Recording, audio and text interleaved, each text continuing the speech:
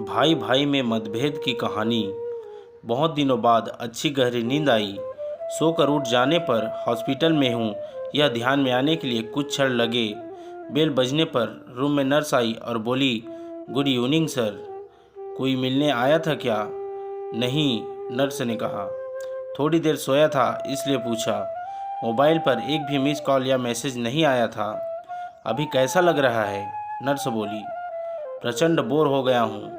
3 दिन में वह प्यून अंकल को छोड़कर दूसरा कोई भी मिलने नहीं आया। सब के सब इतना भी क्या बिजी होंगे? अपना कोई हॉस्पिटल में है, इसकी कोई चिंता है कि नहीं? नर्स बोली। पर मैंने कुछ जवाब नहीं दिया उसे। सॉरी, मैं ज़रा ज़्यादा ही बोल गई, नर्स बोली। जो सोच है वही तो बोल रही हो आप, मैंने कहा। ब्लड प्रेशर चेक करते समय तो 2-3 टाइम सॉरी बोलकर नर्स चली गई। वैसे नर्स का बोलना मन को लगा। 2 शब्द बोलने के लिए नज़दीकी कोई नहीं था, प्यार से बोलने वाला कोई नहीं था। बहुत बुरा लगता है, एकदम से रोना आ गया। मन भर आने के बाद शर्ट की स्लीव से आंखें पोंछी। सर से विचारों का पंखा जोरों से घूमने लगा। अस्वस्थता बढ़ी। आज मुझे किसी चीज़ की कमी नहीं थी। बड़ा बंगला, फार्म हाउस, 3 गाड़ियाँ, बहुत सारा बैंक बैलेंस, सोशल स्टेटस सब है, तब भी मन शांत नहीं। किसी की तो कमी हो रही थी। हर कोई स्वार्थी नहीं होता। मैं काफ़ी होशियार, चालाक, बुद्धि, लेकिन दुराग्राही स्वभाव की वजह से कभी भी पसंद नहीं आता था किसी को। मुंहफट था, इस वजह से ज़्यादा दोस्त नहीं थे, और जो थे वह भी दूर चले गए थे। पत्नी को भी दोस्त नहीं बनने दिया, उससे हमेशा अंतर रखा। संसारिक और शिशु का गृहस्थी होते हुए भी हमारे में दूरियां हमेशा थी। पैसों की वजह से बुढ़ापे में माँ पापा के मन को भी दुखाया। बड़े भाई को फंसाकर सारी संपत्ति खुद के नाम पर कर ली। इतना सब करने के बाद क्या मिला? ज़्यादा पैसों के साथ विपरीत समाधान और कांटे जैसा चुभने वाला अकेलापन। यह सब विचार से मेरा सिर घूम रहे थे। खुद पर बहुत गुस्सा आ रहा था। मन हल्का करने की इच्छा हो रही थी। पत्नी को फ़ोन किया, पर डिस्टर्ब मत करो और कुछ चाहिए होगा तो मैसेज कर देना, ऐसा बोलकर उसने फ़ोन काट दिया।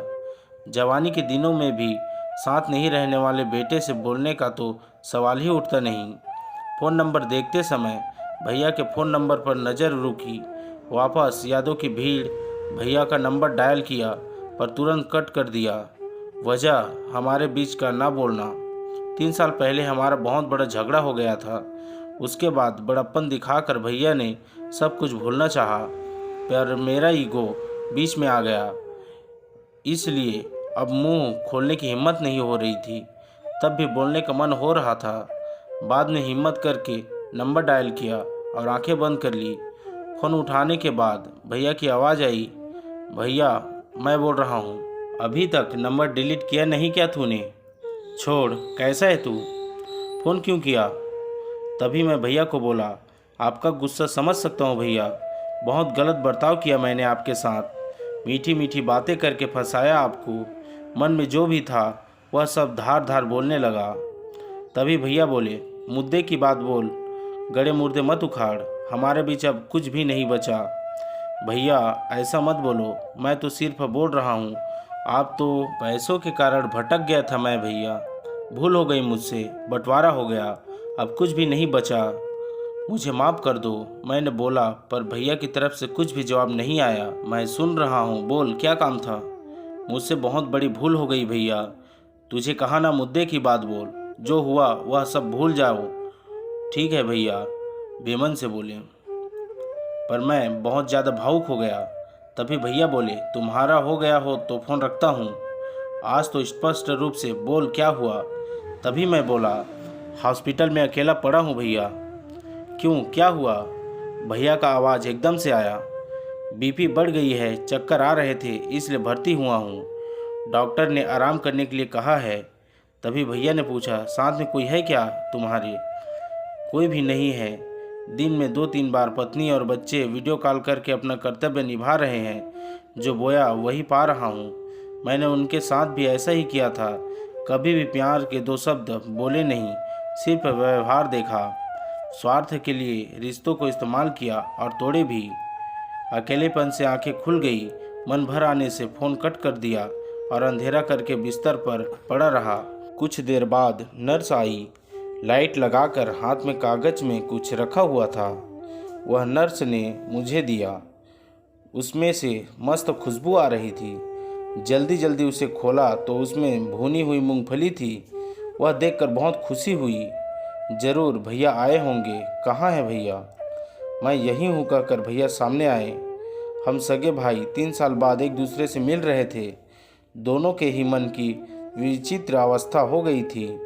दोनों एक दूसरे की ओर एकटक देखे जा रहे थे। अपने आप मेरे हाथ उनके सामने जुड़ने लगे। गुस्सा साइड रखकर तुरंत मिलने के लिए आए भैया। क्या करूं, तुम्हारा फ़ोन आने के बाद रहा नहीं गया मुझसे। उन्होंने कहा, जो हुआ सो हुआ, अभी उसका विचार मत कर। आपको गुस्सा नहीं आया भैया? बहुत आया, पर आज तुमसे बात करने के बाद पूरा का पूरा गुस्सा बहकर चला गया। तुम्हें पसंद भुनी हुई मूंगफली ले ली और जल्दी यहाँ आ गया।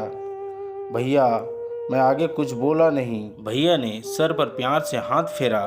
तब बहुत शांत लगा। गुस्सा कभी भी रिश्तों से ज़्यादा बड़ा नहीं होता। पुरानी बातों को चिपका कर रखने का दर्द खुद को ही ज़्यादा होता है। एक बात हमेशा ध्यान में रखना, हमारा रिश्ता मतलब फेविकोल का जोड़। भैया बचपन में देते थे वैसे ही मूंगफली के दाने छीलकर मुझे देकर बातें कर रहे थे। वह भुने हुए दाने के स्वाद अफालतून था। अनजाने में कचरे के डब्बे पर ध्यान गया। उसमें मूंगफली के छिलके के जगह मेरा ही ईगो दिख रहा था मुझे। दोस्तों, ऐसे ही मज़ेदार और ज्ञानवर्धक कहानियों के लिए अभी हमारे YouTube channel Hindi motivation story को लाइक, सब्सक्राइब और शेयर कर दीजिए। धन्यवाद। मिलते हैं अगली कहानी पर।